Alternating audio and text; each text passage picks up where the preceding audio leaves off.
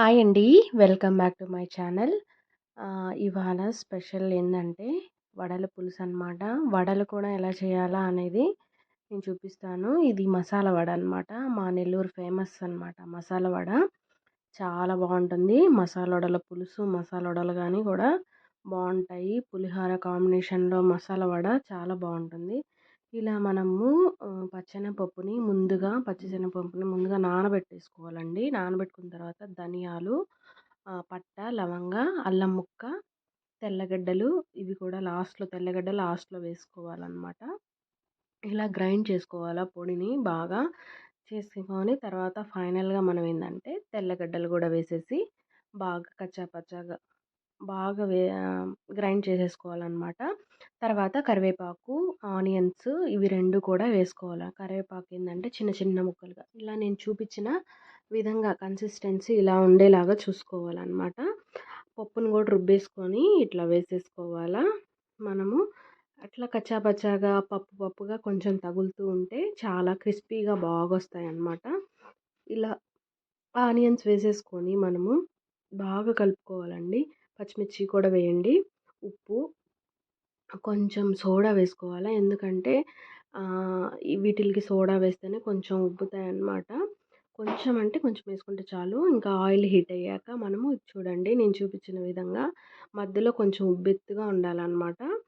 అలా మనం ఏంటంటే వడలు ఇలా మనం చేతులతోనే మనకి ఇంకా పేపరు ఏది అవసరం లేదు. ఇలా వేసేసుకోవాలా ఆయిల్లో. ఇలా ఆయిల్లో వేసుకొని ఫ్రై చేసుకోవాలన్నమాట. డీప్ ఫ్రై చేసుకోవాలన్నమాట. చాలా బాగుంటాయి. ఇట్లా చూపించిన విధంగా మీరు కూడా చేసుకోండి. మా నెల్లూరు సైడు ఫేమస్ అన్నమాట ఇవి. చాలా బాగా చేస్తారు ఇవందరూ. చూడండి నేను చూపించిన విధంగా మీరు వేసుకోండి.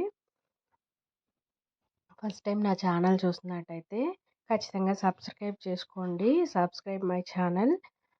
ఇలాంటి మరెన్నో వీడియోస్ మీకు పెట్టాలంటే నాకు కమెంట్ సెక్షన్లో చెప్పండి. మీకు ఏమేమి డిషెస్ కావాలి అనేది మీరు చెప్పండి. నేను ఖచ్చితంగా మీకు చేసి చూపిస్తాను అందరికీ.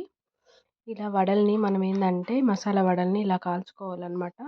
ఇలా తింటే కూడా క్రిస్పీగా భలే బాగుంటాయి అన్నమాట. చాలా అంటే చాలా బాగుంటాయి. భలే వచ్చాయి. ట్రై చేయండి మీరు కూడా. ఈ వడల్ని ఇలా చేసేసుకున్నాం కదా మనము. తర్వాత పులుసు కోసం మనం ఏం చేయాలా, ఆనియన్స్, టమోటాలు, కరివేపాకు, చింతపండు అనమాట. చింతపండు మనం ముందుగా నానబెట్టేసుకోవాలా. తర్వాత బాగా ఆయిల్ హీట్ ఎక్కాక ఆవాలు, జీలకర్ర, ఎర్రగడ్డలు, పచ్చిమిర్చి అవసరం లేదు. ఇంకా కరివేపాకు వేసేసి బాగా ఫ్రై చేసేసుకోవాలన్నమాట.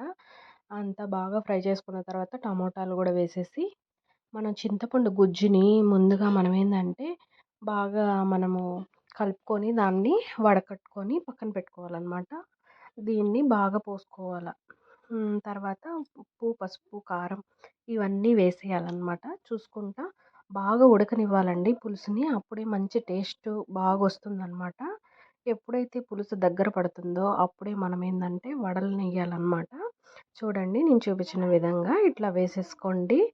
అంతే అండి. ఎక్కువసేపు ఉడకనీయకూడదు. ఇంకా ఆపేస్తాము అనంగా ముందుగా వేసుకోవాలన్నమాట.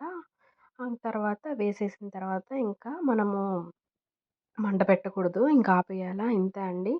చాలా సింపుల్గా అయిపోతుంది ఈ కర్రీ. మా నెల్లూరు ఫేమస్ అన్నమాట. నచ్చితే లైక్ చేయండి, షేర్ చేయండి, సబ్స్క్రైబ్ చేయండి.